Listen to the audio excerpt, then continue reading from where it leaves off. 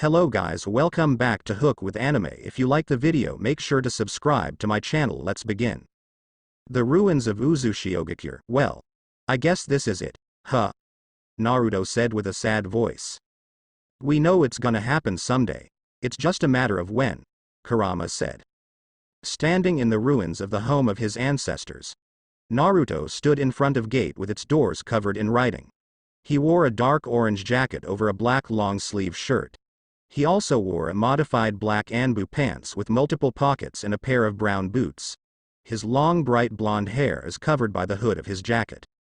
After the defeat of Kaguya Otsutsuki, a short period of peace has been observed in the elemental nations. Countries and hidden villages alike are working hand in hand to recover from the disasters caused by the Fourth Great Shinobi War. But of course, it wouldn't last long. Everybody knew it. It only takes a single spark of human greed and hates to reverse all the progress achieved. Nobody knew better how fickle human nature is than Naruto Uzumaki Namikaze, the last heir of the Senju and Uzumaki clans from his mother's side, Kushina Uzumaki, and the last heir of the Namikaze clan and member of the Uchiha clan from his father's side, the Yondaime Hokage Minato Namikaze. As a kid, Naruto has always been the target of hate by the citizens of Konoha due to his unique circumstances. He was chosen as the Jinchuriki of the Kyuubi by his own father after it escaped from its previous vessel, his mother. Naruto was raised ignorant from his own heritage by the order of the Sandaime Hokage, Hiruzen Sarutobi. Naruto became the target of scorn and hatred of the ignorant masses due to him being the prison of the Kyuubi. Only recently has this outlook been changed due to his role in the Fourth Shinobi War and the defeat of Kaguya Otsutsuki. Tired of the cycle of hatred, Naruto trained hard to overcome the challenges that the path to peace would face. He became the foremost master of Fuinjutsu, acquired the ultimate dojutsu Rinne Tensei Sharingan, or simply called Shinigami, became the first full sage, and acquired the Takigakure's famed Kinjutsu, the Jianghu, all after the war. He also set out to allow himself to become the Jinchuriki of the 9 Biju: Shukaku, Matabi, Isobyu, Son Goku, Kakuo, Seiken, Chomei, Gyuki, and Kurama. This would ensure that the power of the Biju wouldn't be abused by any hidden village and would allow some form of freedom to the Biju due to his modified Death God seal that allows partial autonomy of the Biju inside the seal. An unforeseen side effect of all the power he acquired was that he became essentially immortal. An overreaction to his predicament, he decided to leave the world he has known and live a relatively normal life in another world. He dedicated his knowledge of Fuinjutsu and near limitless amount of chakra in his disposal, created a bridge to another world. Packing up everything he would need and saying one last goodbye to the only world he has known, the 21-year-old Naruto, the hero of the elemental nations, left the world in a flash of light so bright it rivaled the sun, without so much as a goodbye to his friends and families. Central Park, New York, USA, 2005. That is the worst Hiraishin ever, Naruto shouted with a fervor. Shut up. If it's bad for you, how about for us in here? Chomei replied with equal enthusiasm. I guess it's a success since we're not dead, Gyuki added with mirth. Kit, we need to get out of here. We may have attracted some unwanted attention with our exit, Kurama advised. Yeah. I'm going. Sheesh, Naruto said, applying suppression seals on his nape to cover his chakra signature. He left the scene in as much speed and stealth he could muster without chakra enhancements. Hiding in the shadows of the trees around him, he noticed there are paths and structures in the forest. On second thought, it's not a forest but a large park. Who the hell makes a park the size of Konoha? Naruto thought to himself. It took 10 seconds for him to reach the clearing of the park. Still hiding from the shadows, Naruto took notice of the world he landed on. What he saw awed and surprised him. Buildings higher than the Hokage monument everywhere, carriages running without horses or ox, bright lights that reach for the sky and people, lots and lots of people. All were looking towards where he came from. Holy shit, Isobyu drawled out. Imagine climbing one of those. Son Goku blurted out. You're really just big monkey, aren't you? Kakuo teased. We need a base of operations while we figure out how this world works, Seiken said. Yeah. Let me try something. I feel we are still not far enough from where we came, Naruto said. Getting Hiraishin kunai from his pocket, he threw it hard at a 45-degree angle to maximize distance and to miss any buildings in its immediate path. When he felt the kunai stopped, he asked Kurama, "Any people near where that kunai landed?" "None from what I can tell," Kurama replied. "Okay, here goes nothing." With a flash of light, he's gone. The Triskelion, Washington, D.C. March 28, 2005. 2115H local. An unassuming man is moving quickly down the corridor to report to his boss. Tension can clearly be seen even if he is feigning a calm exterior. Everyone can see it, causing them to move aside to let him through. He's a Caucasian wearing tailored suit and black leather shoes. He has dark brown hair and a receding hairline. He is Agent Phil Coulson, the right-hand man of the Director of the Strategic Homeland Intervention, Enforcement, and Logistics Division or SHIELD. An expert in information gathering, stealth, and diplomacy, he has already seen more things than people would believe and can keep his calm through even some of the most chaotic of scenarios. He is generally considered an easygoing individual with a great sense of humor. To find him reacting this way would mean an entirely unprecedented event occurred.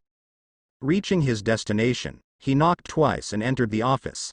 He saw his boss pacing back and forth behind his desk while talking on the phone. "Yes, Mr. President. We already have a quick response team on site with a secondary team en route." Yes, sir, we'll send an update when able. Goodbye, sir." Facing Coulson is an intimidating bald African-American man. He is wearing an all-black combat attire covered by a black leather trench coat. Another notable characteristic is a black eye patch covering his left eye, covering a large scar running across it. "What the hell happened, Coulson? I had to find out an 083 event from POTUS. Good thing we had people close by who at least had the brains to check it out and take control of the situation. Now I'm going to ask with all the calm that I can muster. What the fuck is going on?" the man known as Nick Fury asked, finally ending his tirade. Nicholas Fury, or simply known as Nick Fury, is the director of SHIELD. SHIELD is formed to protect the world from things they are not ready to know, and at its head is the quintessential spy. If one thinks of spies, he is what usually forms in your head. He's an expert on deep infiltration, espionage, and assassination. He had toppled governments, assassinated world leaders. Basically, he changed the world. There isn't much known about him, and that's the way he likes it. Handing over a tablet that contains the information on the event, Coulson answered the tirade like a professional. On 2030 hours, an energy surge was recorded on the north side of Central Park. Our sensors didn't record the event since the energy surge is what would be considered harmless. The event just released the energy as purely visible light, which is really strange. Accidental recording of the event, which is already circling social media, showed that the light emitted exceeds the brightness of the sun. A large number of people who were accidentally looking at the direction as it happened are already checking into hospitals due to visual issues. The teams on site are already cordoning off the area with the help of local law enforcement. Our New York branch techs are just 3 minutes away. While looking at the tablet, Fury is formulating a plan of attack and running multiple scenarios in his head. With a plan formed, he ordered Coulson. "I want you on a flight to New York with our tech with all the toys you can bring. Take another 10 agents for investigation and bring Barton with you. He can see things others don't." Commercial or private?" Coulson asked. A hardened stare as an answer he received. "Right, the Quinjet it is. I'll just get going then, sir. I'll send Romanoff as your relief team as soon as she gets back from California." Coulson nodded and walked out of the office, readying himself for another mission. The Triskelion, Washington, D.C. March 28, 2005, 2145H local. Agent Clint Barton is in a meeting room waiting to be briefed about an urgent mission he'd just been informed about. He is already on his way to the dormitories after his daily workout and conditioning when he has been called back through his phone. He really would like to complain about his working hours if only he had one. Being a high-level SHIELD agent meant that he had irregular hours and can be called at any time. He already changed into his standard sleeveless SHIELD combat uniform. His trusty weapon in a carry case beneath the table. Some would describe Agent Barton serious guy on a mission but easygoing and relatable off of it. He is also considered a special kind of prodigy. He has a recorded eyesight of 25ths, near perfect recall, and an outstanding eye-to-hand coordination. A master marksman in most conventional weaponry by 18 and a gifted infiltrator specializing in assassination and bodyguard missions. What makes people consider him a little weird is his choice of weaponry, which is the bow and arrow. Shield Tech has upgraded his choice of weapon to allow him to deal with many situations with just a change of the arrow tip that can be remotely changed.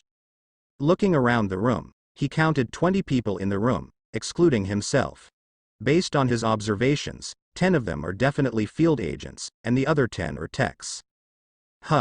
This looks like big op with this many field agents, but why in the hell do we need this many techs? Barton thought to himself. Technicians or techs are their scientists. They usually stay in the labs, but certain circumstances may need them. He tapped the shoulder of the field agent in front of him and asked. Got any idea what all this is about? No, sir. I have just been called from leave. I haven't even started yet. Sir.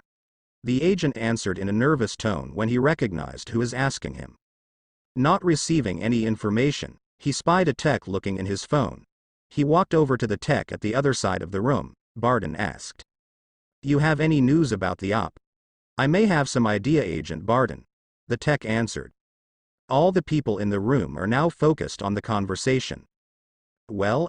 Agent Barton urged the tech to continue. Yes. Browsing at his phone.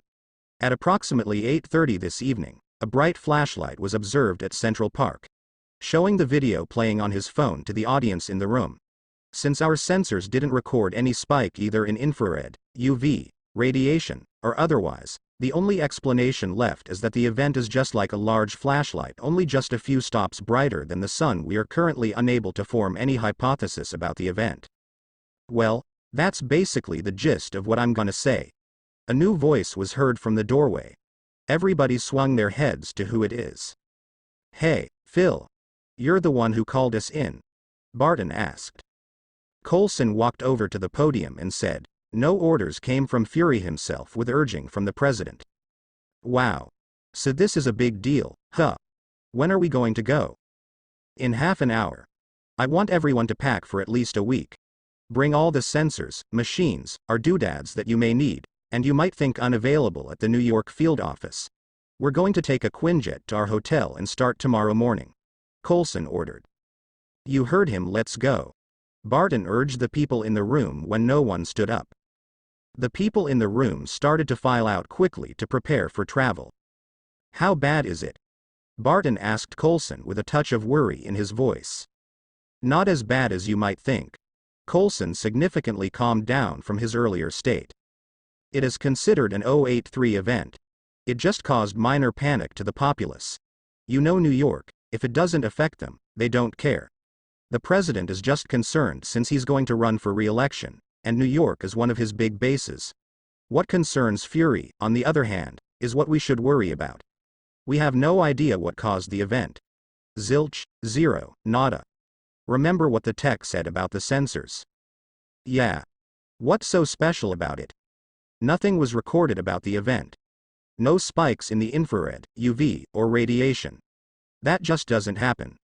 No phenomenon, artificial or natural, can form this amount of visible light without some byproduct. Even a flashlight produces heat. Coulson explained. So what is your take on this?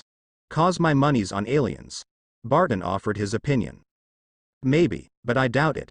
My gut says it's going to big. Well, shit. How many times is your gut wrong? Not much. Well, I hope you're wrong. They separate from each other at the corridor's intersection with a sense of foreboding on what is to come. Mojave Desert, California, 2005. A man suddenly in the middle of the desert. God damn it, Karama. Why didn't you tell me it landed that fucking far? I really hate those long-range Hiraishans, Naruto complained. Well, you didn't ask. At least it's not as bad as that Hiraishan gate you made. That's just a doozy.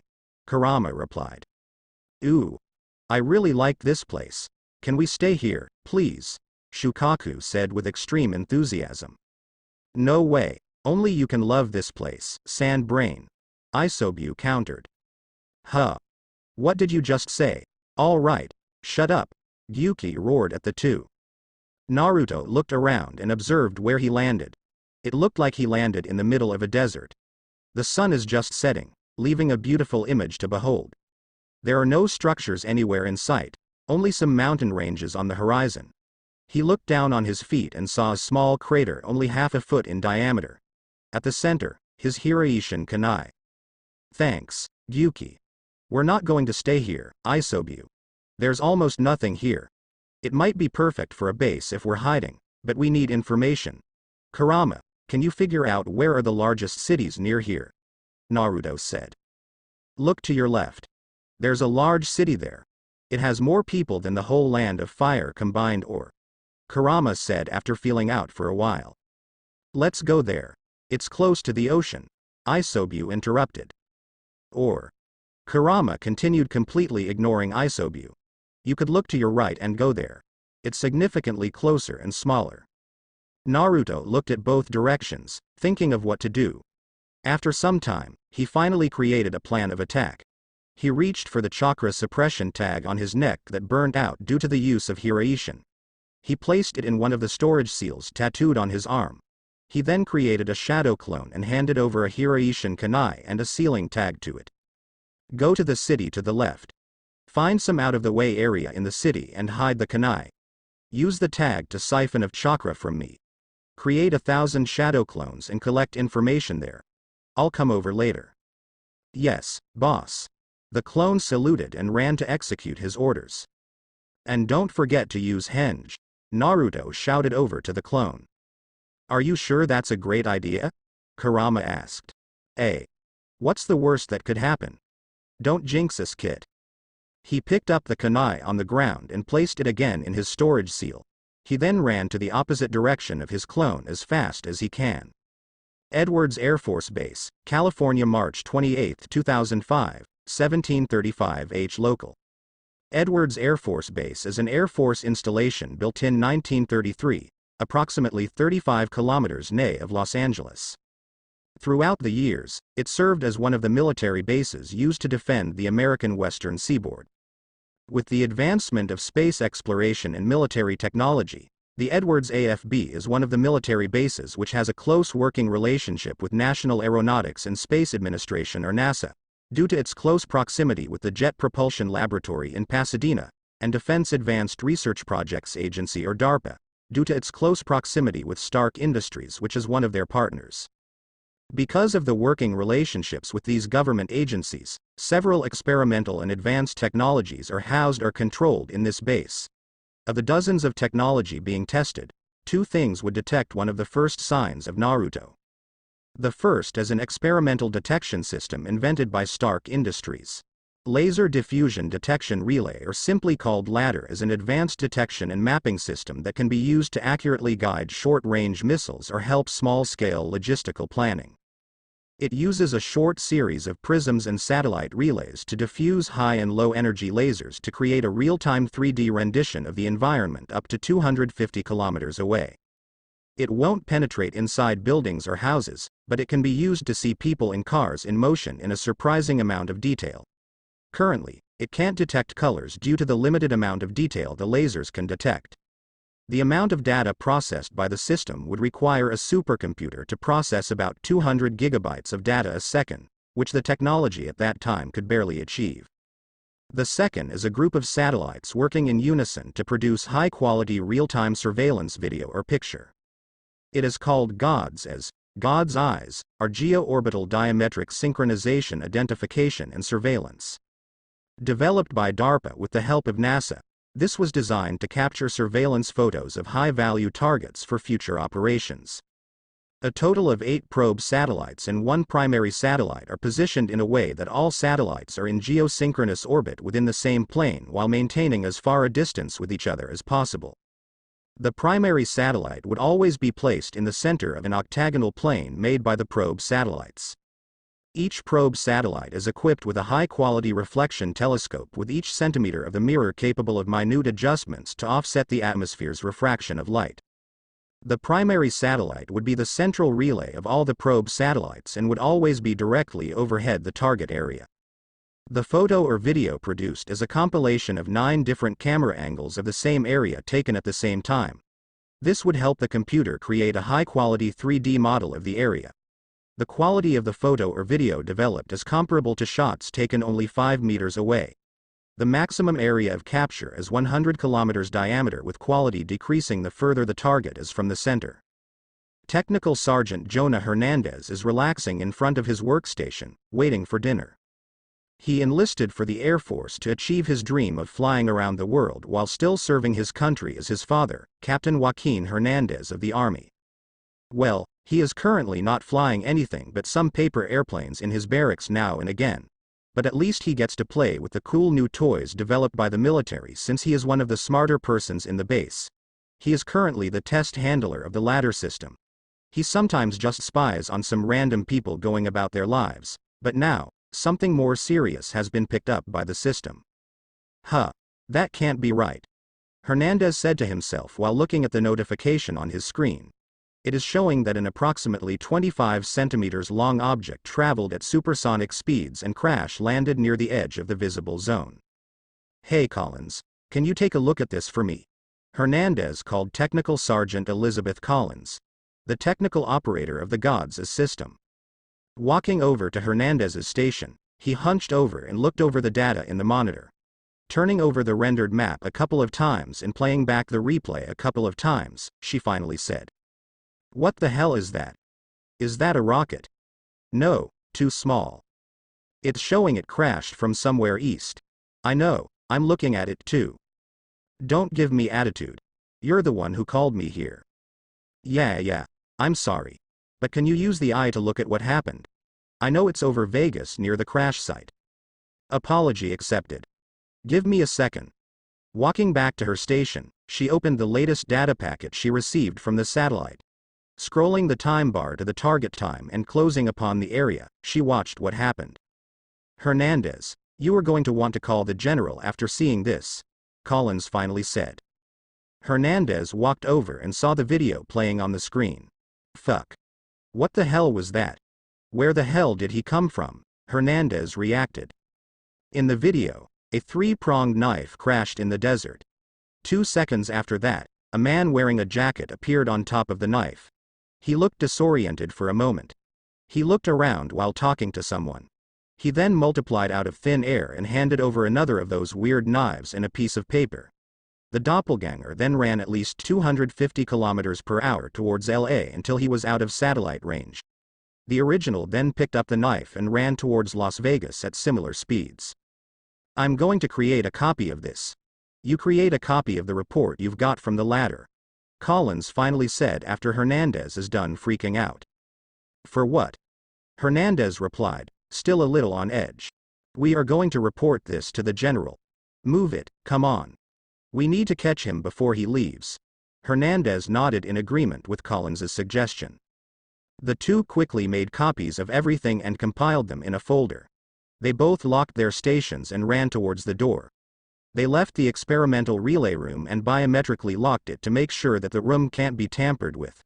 Hernandez looked at the guard posted outside the room and ordered, "Whatever happens, don't let anyone in. We need to bring something to the general." The guard saluted to confirm he received the order. The two then jogged quickly to the administration building and saw the general just walking over to his service car. They ran over to him and saluted. "Technical Sergeant Collins and Hernandez, sir. We are operators for some experimental projects, sir. We have observed some irregularities that need to be brought to your attention, sir," Collins said while extending her hand to pass the folder. They looked nervously to the man at the imposing man before them. Brigadier General Colin, the Titan Powell, is a 6'1" African-American man renowned for his no-nonsense attitude and his support for injured vets. He has short black hair and wears wire-rimmed glasses. He earned his nickname during the First Gulf War when he was just a captain. He was leading a 15-man unit of Air Force Special Operations Command tasked to take out the land-to-land missiles obtained by Saddam Hussein. The mission was continuing smoothly until it all went foobar during their retreat.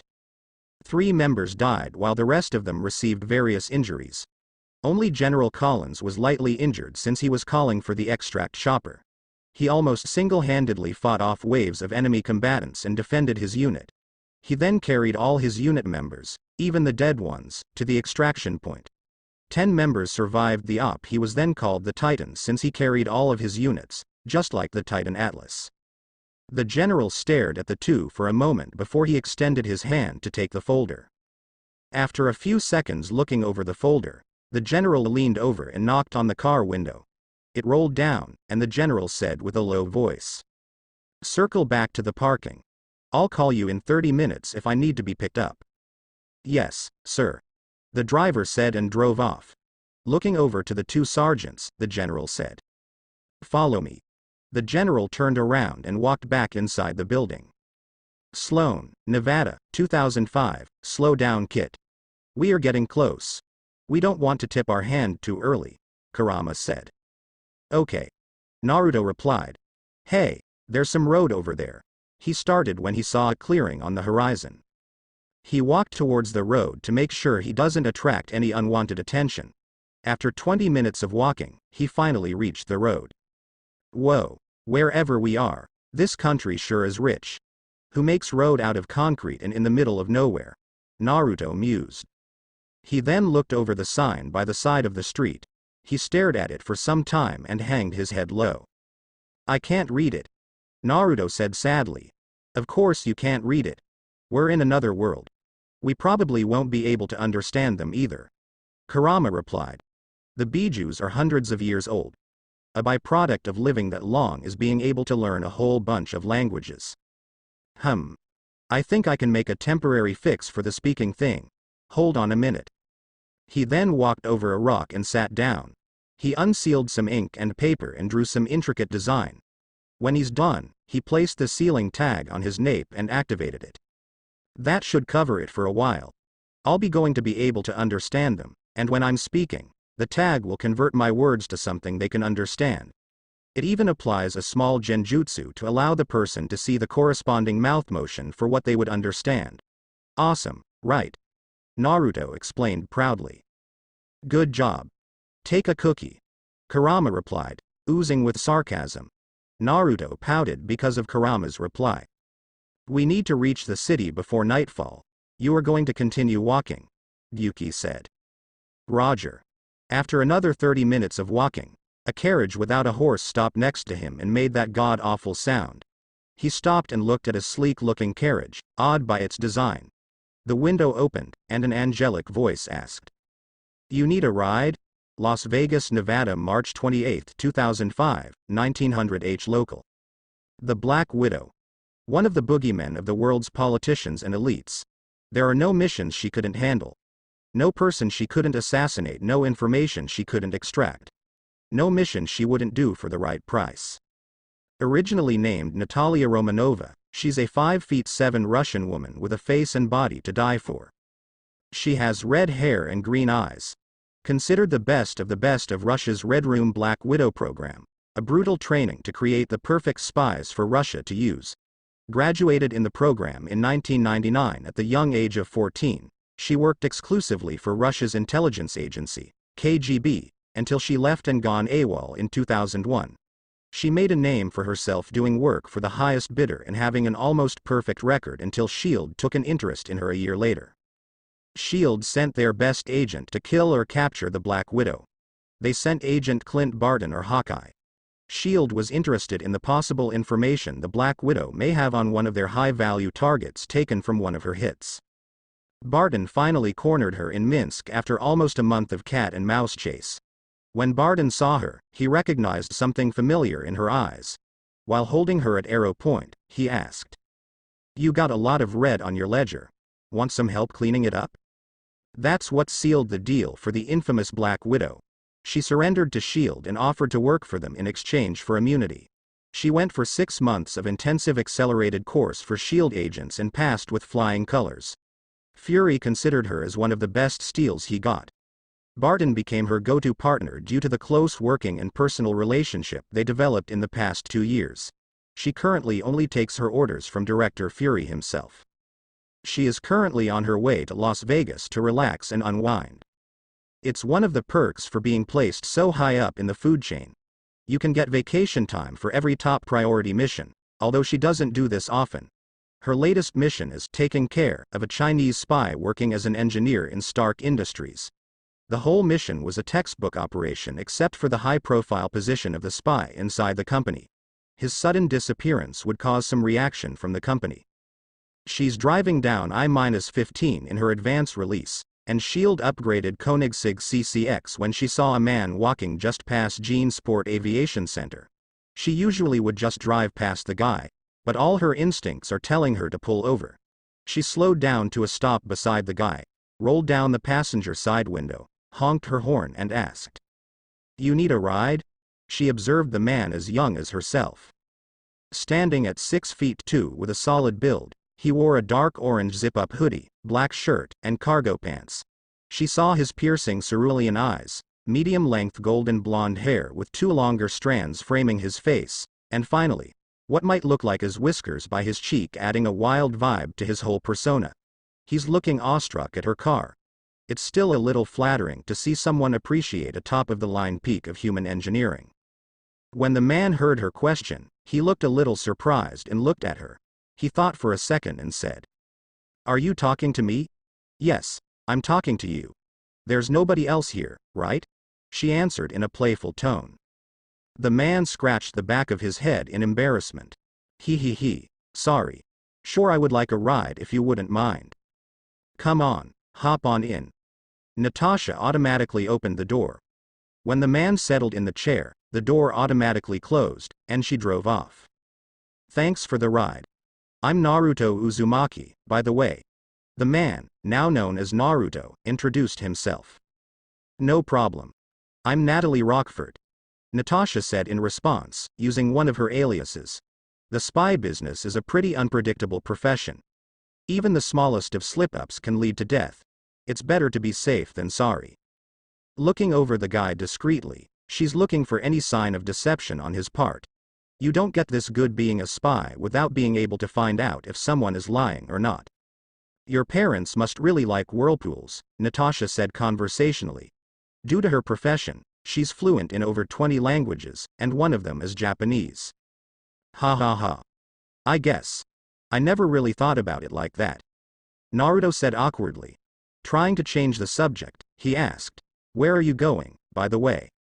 "Vegas. Trying to see my luck on the slots. How about you?" Natasha asked. She's still trying to pick up some information from him.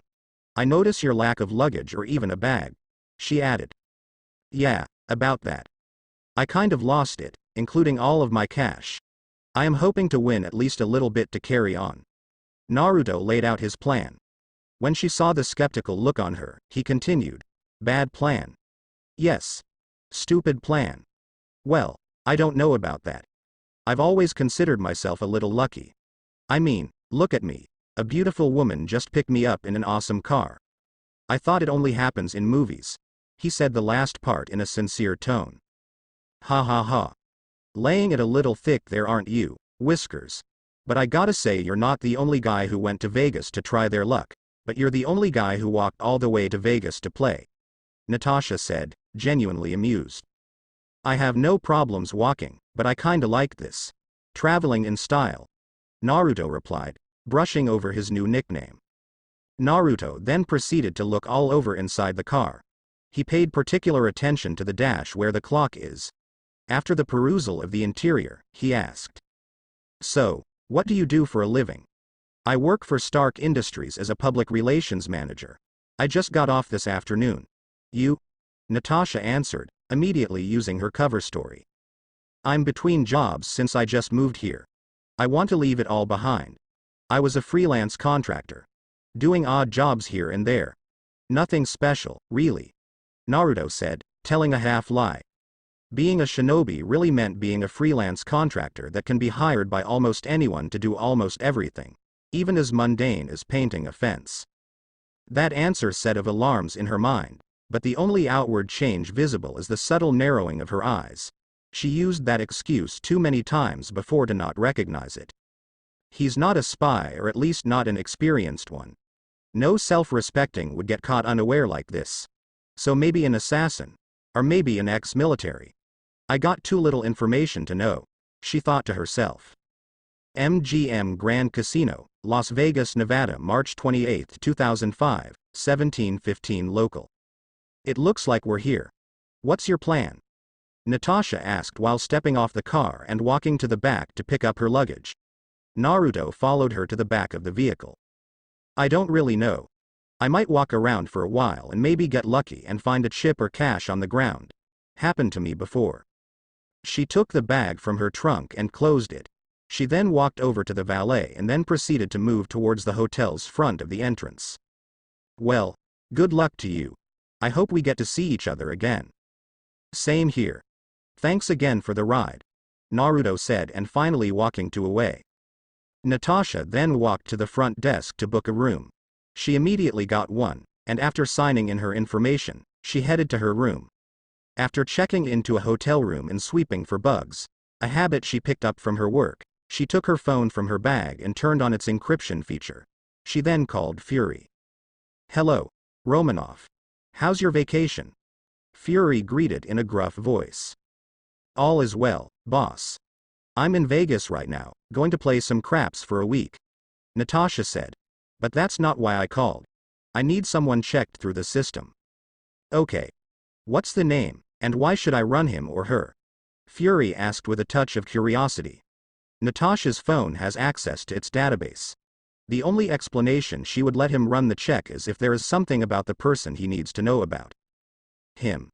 The name's Naruto Uzumaki. 6'4", blonde hair, blue eyes, possibly Japanese ancestry due to his name. Natasha described. Picked him up near Sloan on my way to Vegas, walking by the side of the road. Oh, by the way, he has whiskers, she continued. On the other side of the line, Fury is inputting the details on his computer when he suddenly paused and said. Excuse me? Whiskers? Yes, whiskers, Natasha said in a deadpan tone. Don't tell me you're making me search for him because of whiskers, Fury said in a tone of disbelief. Come off it, boss. I'm asking you to run him since he's walking by the side of the road with nothing but the clothes on his back. Didn't even look a little sweaty or fatigued, considering where I found him. He must have been walking for hours. So, maybe he's from the military. No, too young, he looked like my age. Late teens, early 20s. He also said he was a freelance contractor who just moved to the US to leave it all behind. That's what caused me to be wary of him. That should be easier. If he moved here, he should have a record somewhere, Fury was saying when he heard the computer ping. On the screen, it says no match found. Romanov, there's no match anywhere in the system. Maybe he used an alias. Fuck. Natasha said under her breath. I'll send over my car's interior camera feed, can you match the face? I just got feeling about him, Natasha said, hoping to find something about the guy. I'll see what would come up. You're really hung up on him, huh? Fury said with a teasing tone. Oh, and by the way, don't fly to DC. Head straight to New York. Your team would meet you there. Team? I rarely operate with a team, especially on local soil. It's not that kind of op. You'll lead the relief team sent to New York to investigate an 083 event that happened in Central Park. POTUS is riding my ass about it since it happened. I'll send you the details. Roger. Don't cut your vacation. Coulson and Barton are on site. Relax for now. Thanks, boss. Good night. Romanov said, then hanged up the phone. She remotely downloaded the video from her car, then sent it to Fury. Who the hell are you?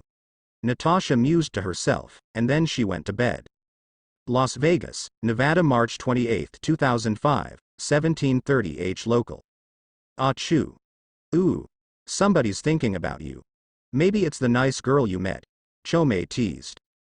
Don't get started again on that, Chome, and next time don't start shouting and interjecting the whole time when I'm talking to someone. Confuses the hell out of me, Naruto complained. Sorry. But you got to admit she's one beautiful woman. Well, at least for a human. I won't dignify that with a response. Naruto answered with a grin, remembering the woman who helped him. It looks like he picked up some things from his godfather. You know she's lying, right? Kurama asked. Oh yeah, big time. The only truth she said is that she was going to relax here. So, what are we gonna do? Gyuki asked. Naruto looked around while walking down the sidewalk. Looking left and right, up and down, he took in his surroundings. Huge buildings in all shapes and sizes. Bright lights everywhere. People. Lots of them. He guessed it's normal in this world's cities. It's like Tanzaku-gai multiplied by 100 and placed in Suna. What really catches his eyes are the women. Scantily clad, exotic, and beautiful. Ero-sensei would definitely feel like he died and went to heaven. We need cash. Any ideas on how to get it? We can pick the pocket of someone, Kakuo said. Underground fight. I saw some posters of fights. If there are legitimate ones, they're sure to be underground ones. Son Goku added with excitement. Or you can turn back and play at the casino. See if Lady Luck loved you so much she followed you across universes, Kurama suggested. All good points, but we need money for the last two. Underground fights would need an entry fee and casinos like the one we came from have high buy-in. We're going to do all three in that order to get big money, Naruto decided.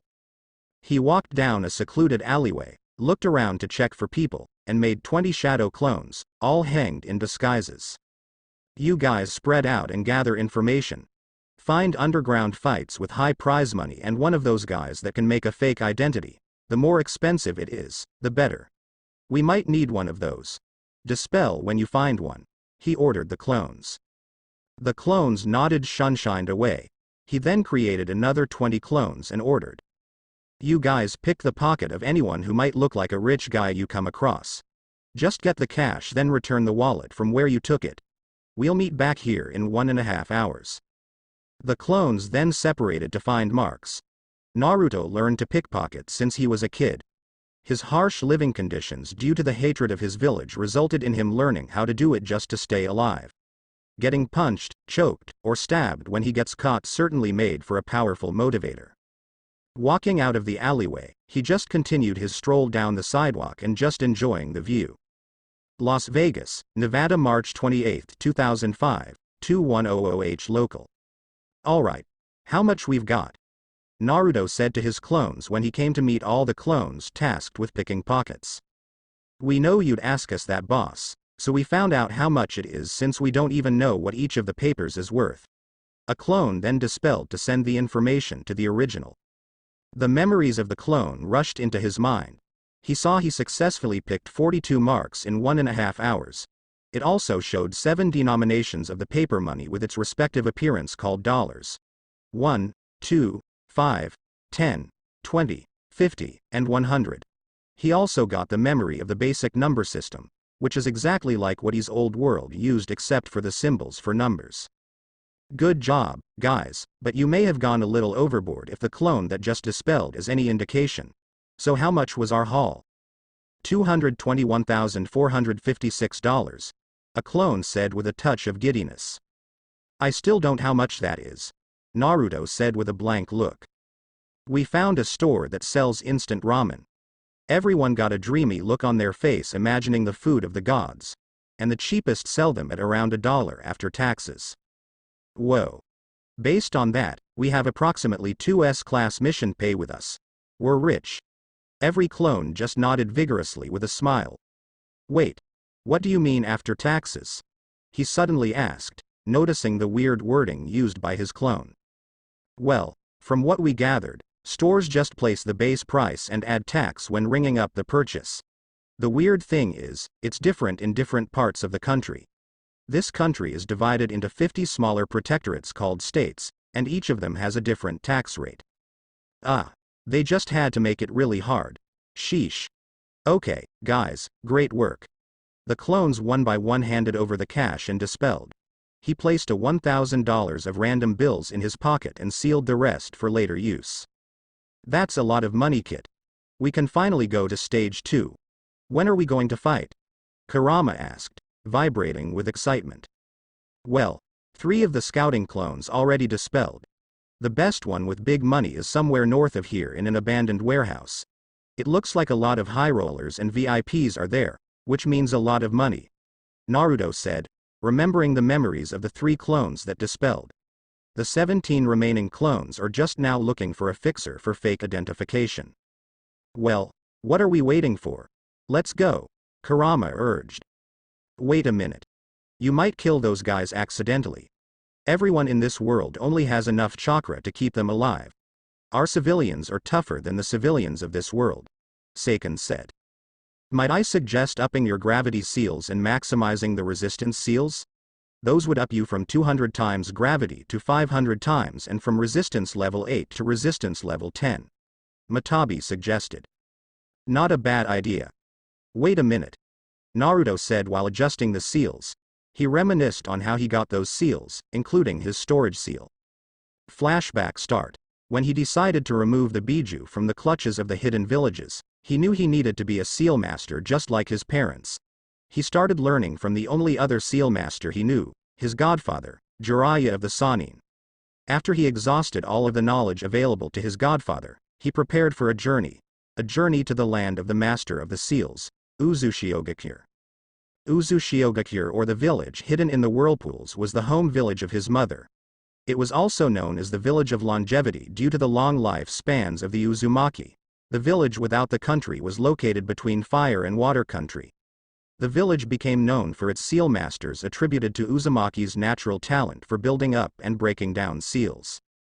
Kirigakure, Iwagakure, and Kumogakure felt threatened by Uzushiyogakure's rise to power.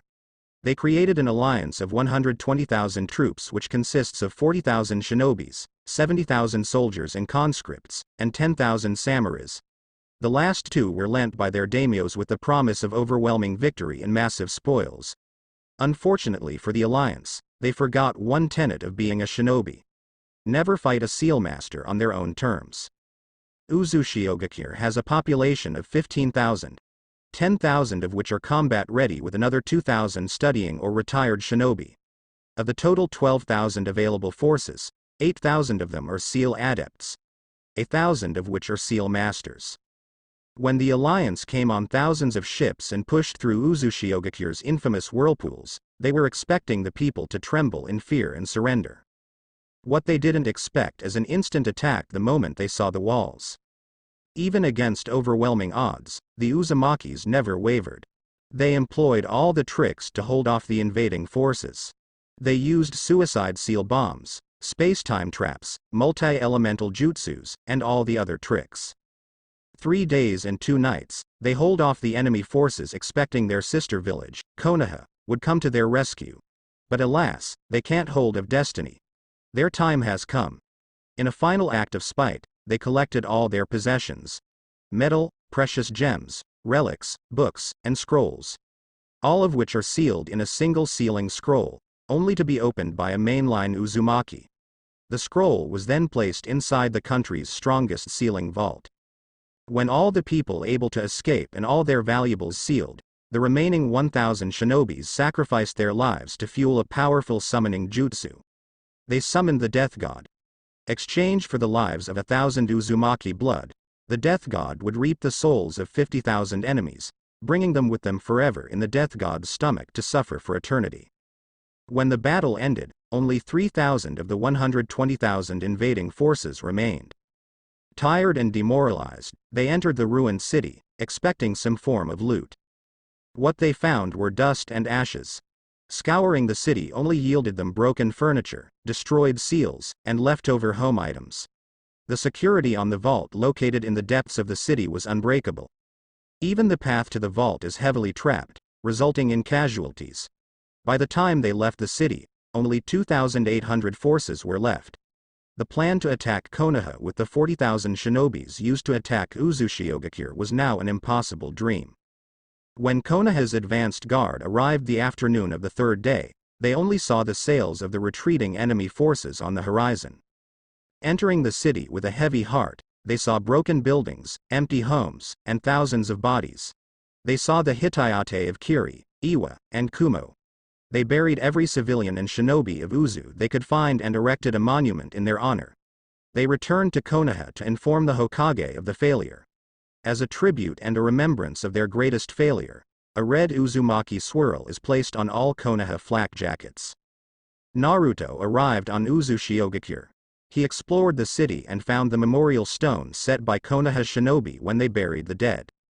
He paid his respects and explored further, hoping to find something he can use or a relic of his ancestors.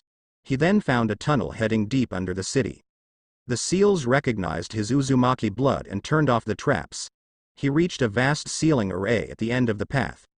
Recognizing an identification array at the left side of the wall, he bit his thumb and pumped chakra to the array. A bright light spread across the whole room, temporarily blinding him. When the light died down, a single 6-feet sealing scroll was in front of the wall. He walked over to the scroll and reaching it with tears of joy in his eyes. When his fingers touched the scroll, his tears of joy became tears of pain. He felt his skin being cut over and over again. When the pain ended, he immediately opened his jacket and shocked by what he saw. Sealing array spread throughout his body. He barely recognized it as a complicated storage seal array. A huge bulk of information assaulted his brains. He recognized the relics, books, and fortune of the Uzumaki clan. With a renewed vigor, he studied all the scrolls and books using shadow clones. Tested thousands of seals. Failure after failure. Success after success. He took a year to learn everything, even with a veritable army of shadow clones. One of the first seals he placed on his body is an upgraded gravity seal. It can increase the gravity felt by the body, but the seal would also counter the downward force outside of the body, making the body have the same weight. Even if the seal were set to 1,000, you wouldn't fall through the floor. The resistance seal, on the other hand, would counter all the motions made by the body with an opposite force.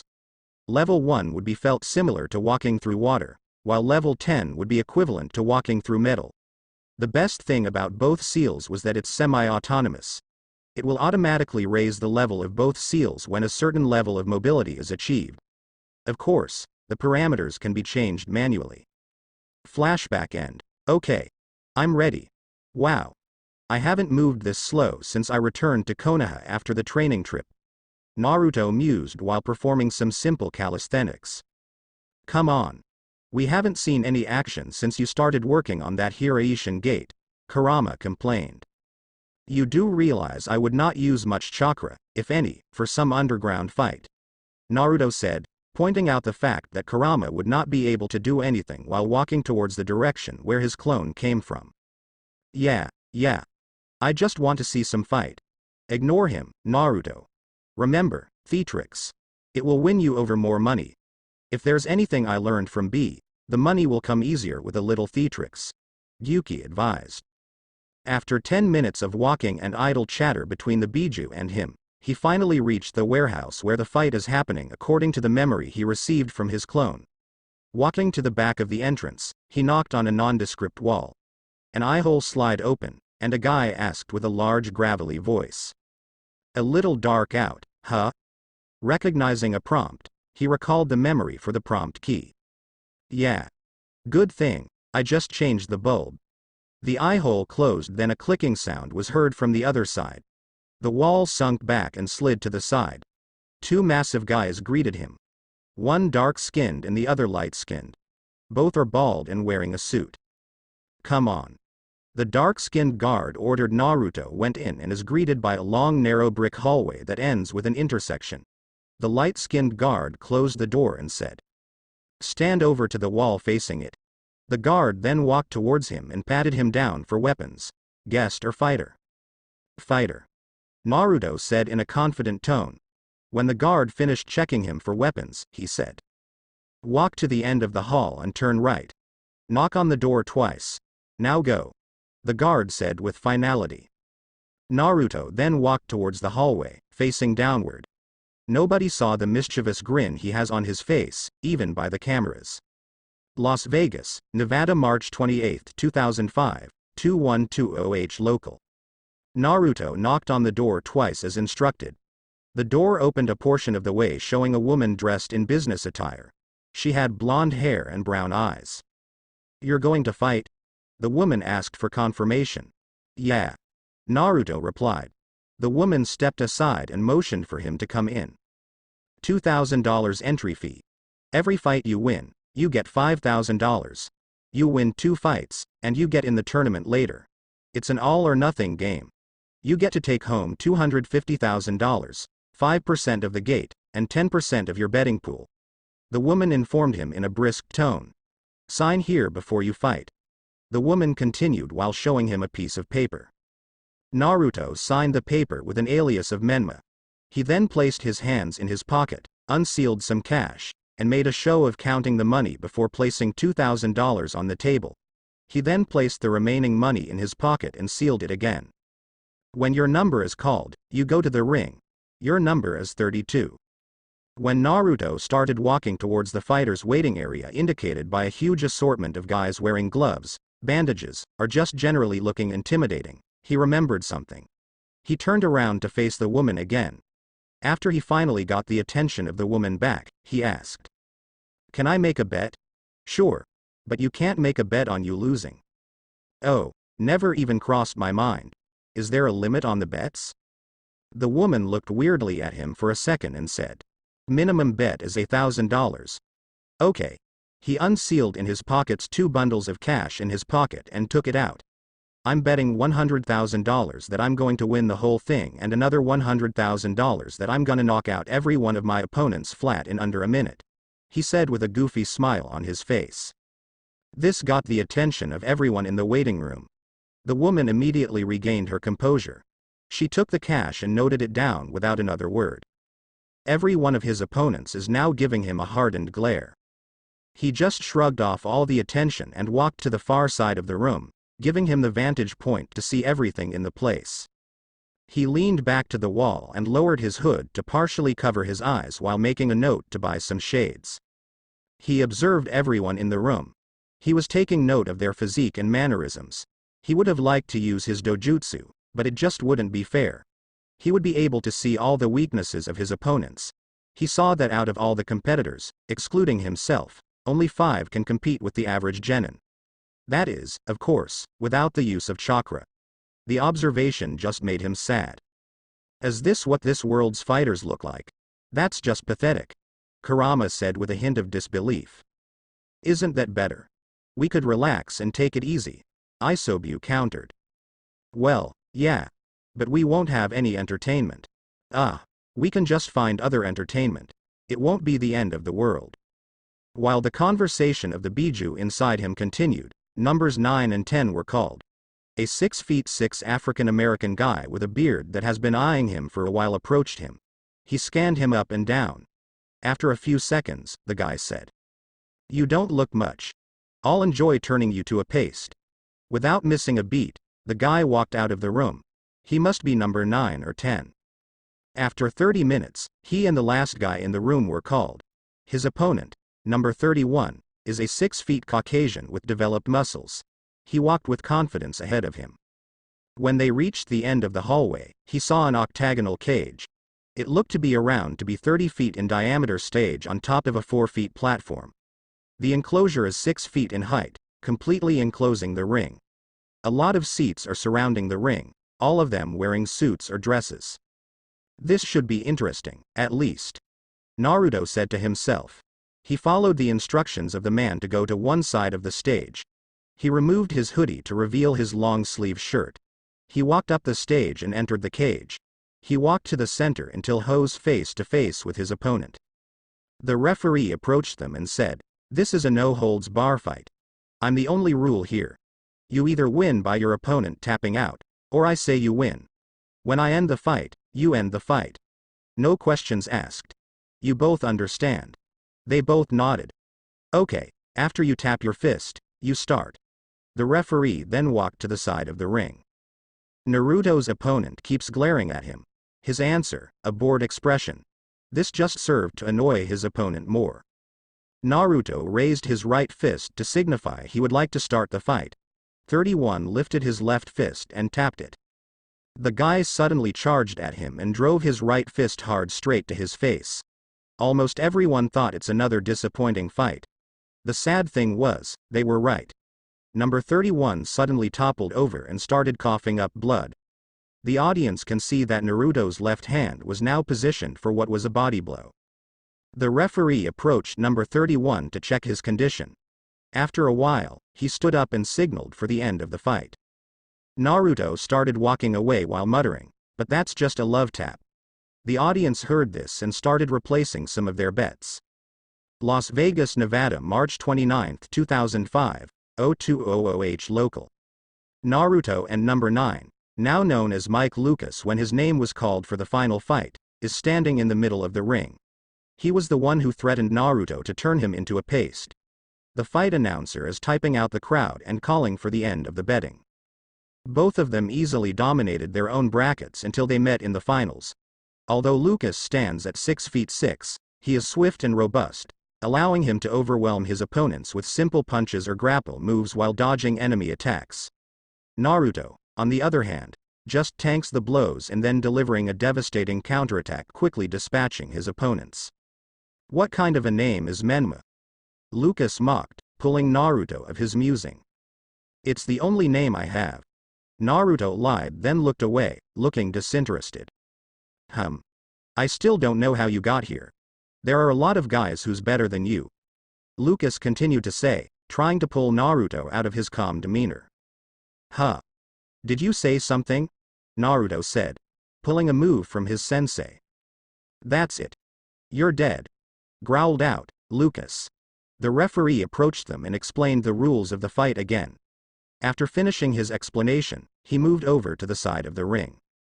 The opponents both tapped their right fists with each other, and then Lucas moved away while maintaining his boxer's stance. Lucas is looking for any opening his opponent has, and that proved to be easy. Naruto is looking genuinely relaxed, leaving a lot of holes in his defense. Lucas rushed Naruto, intending to land a punch to his jaw, hoping to end the fight quickly.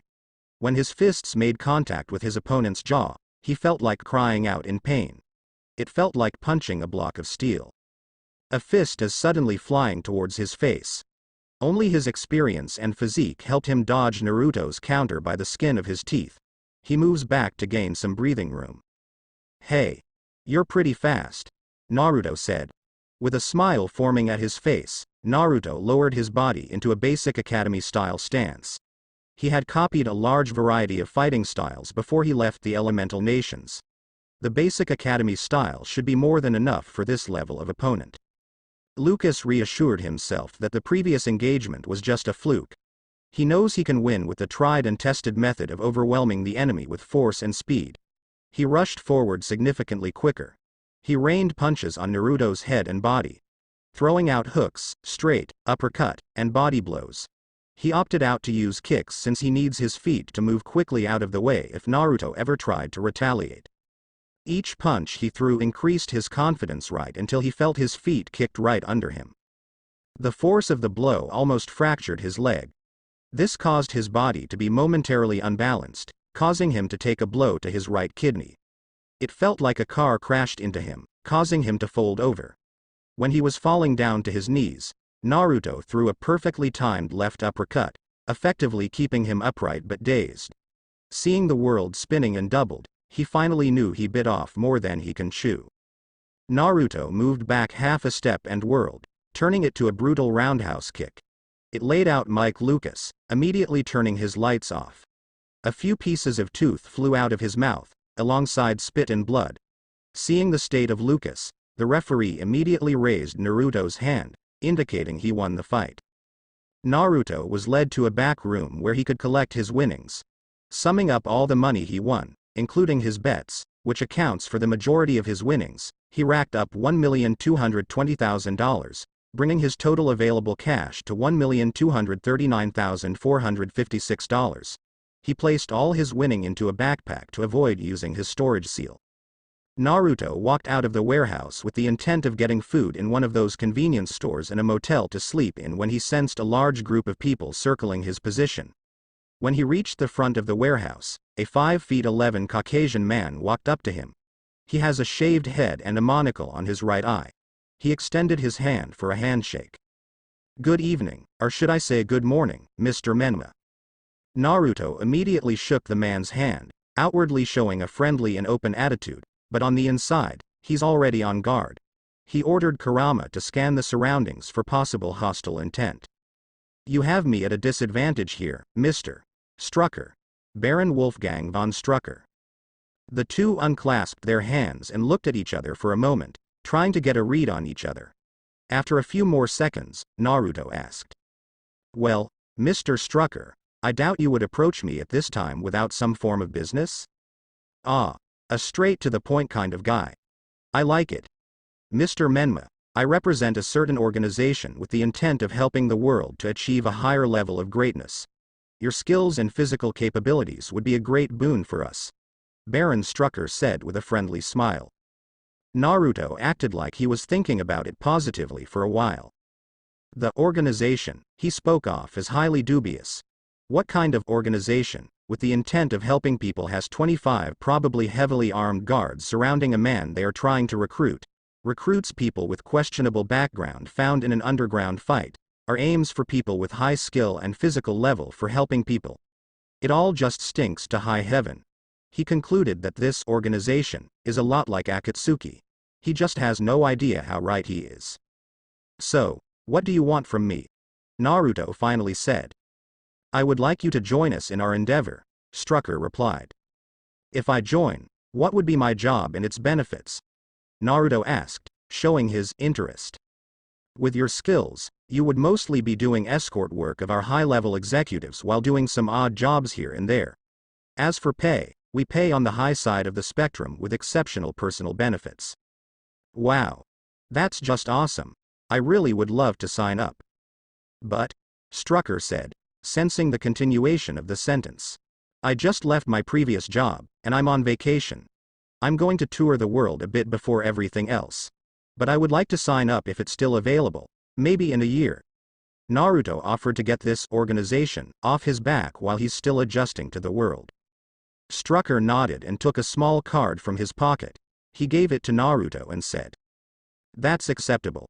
That there is my personal information and contact details, both office and personal.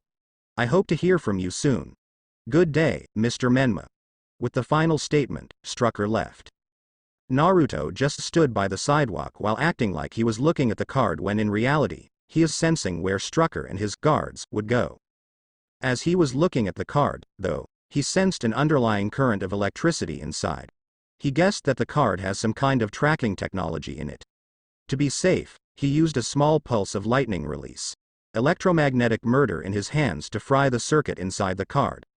Naruto then walked down the street when he sensed he's finally alone, intent on having a meal and ending his long first day in another world. Las Vegas, Nevada, March 29, 2005, 0315H local. Sir. The beacon in the card stopped responding. An assistant said to Strucker while inside the car. He's not as stupid as I thought. What to do, what to do? Strucker said while tapping his chin. Prioritizing his goals, he built up a plan. I want his movement tracked. Send me a report every month. He looks like he might be a great addition to Hydra. I just hoped he would make the right choice. I would hate to be less than a gentleman when inquiring how he achieved a high level of human conditioning at such a young age. Even if he's busy, we can use him for super soldier experimentation. Yes, sir. The assistant acknowledged the order. Hydra has no idea what calamity they would bring to themselves. Cause no head would grow on a Hydra if there is nobody left.